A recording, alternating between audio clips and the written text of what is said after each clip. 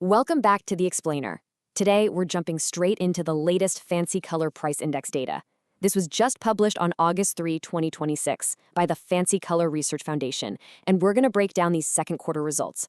Let me tell you, there is a ton of hidden nuance bubbling right beneath the surface of this report. So let's unpack the data. Okay, let's dive into this. Negative 0.1%. That is the headline figure right there.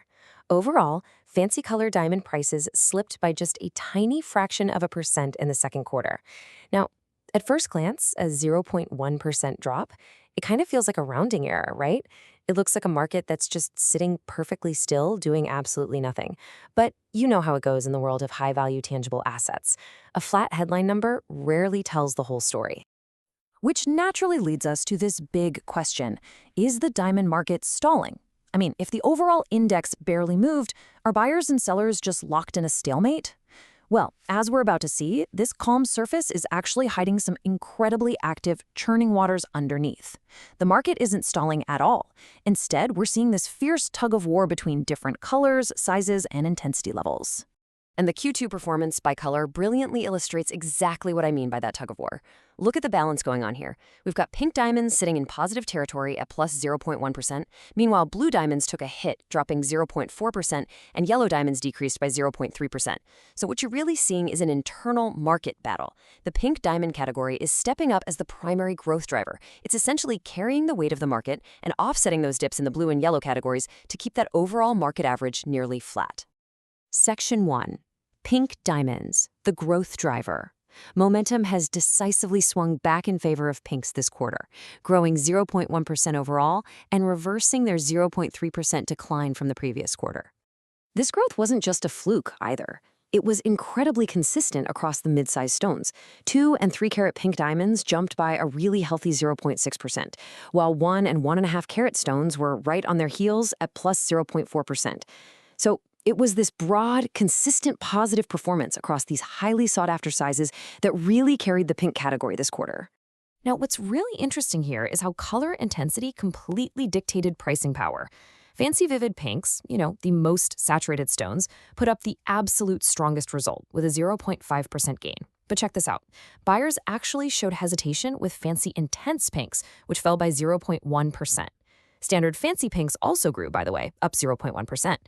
It's a brilliant example of just how specific demand is right now. People are totally willing to pay a premium for that absolute top-tier vividness while holding back on the intense grade. Section 2. Blue diamonds, a mixed bag. Unlike the pinks, the blue segment had a much rougher quarter, sliding 0.4% overall, which is a worsening trajectory compared to the 0.3% decrease we saw in the first quarter. The volatility here is absolutely striking. If you held a 1 carat blue diamond, you're probably smiling right now with values up 0.7%.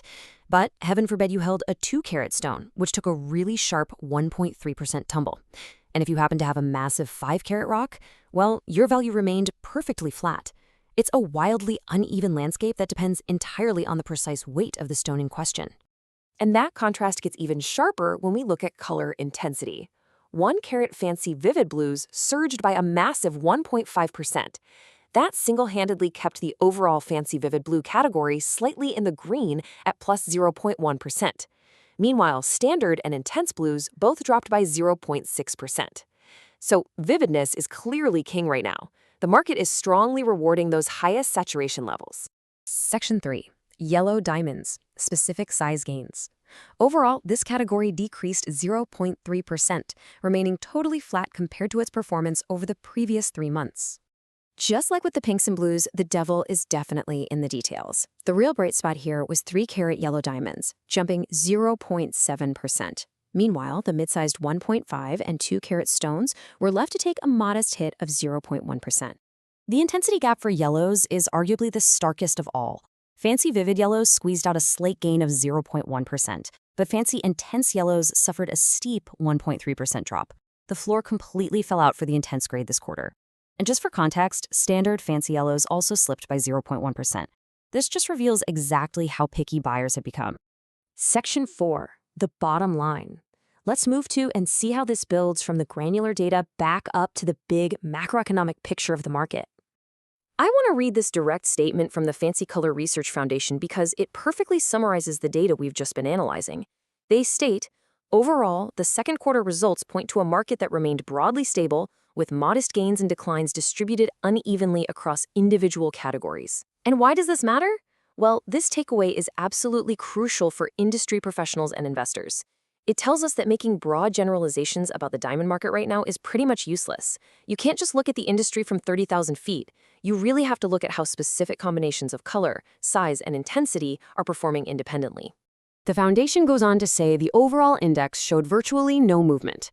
The data does not indicate a broad directional shift, but rather a continuation of selective pricing adjustments. So the crucial point is exactly that. This isn't a market crash, and it certainly isn't a boom.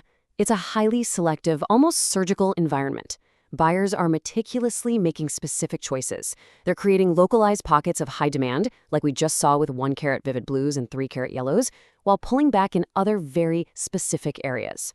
Which leaves us with this final burning question. Where will these selective pricing adjustments shift the market next? Will vivids continue to dominate across the board, or are we going to see a resurgence in intense stones? Will the momentum of pink diamonds carry into the third quarter, or will blue and yellow mount a comeback? As always, the data will reveal the truth. Thank you so much for joining me for this explainer. I really hope you found this deep dive as fascinating as I did. Stay curious, keep learning, and I'll see you next time to track those shifting currents in Q3.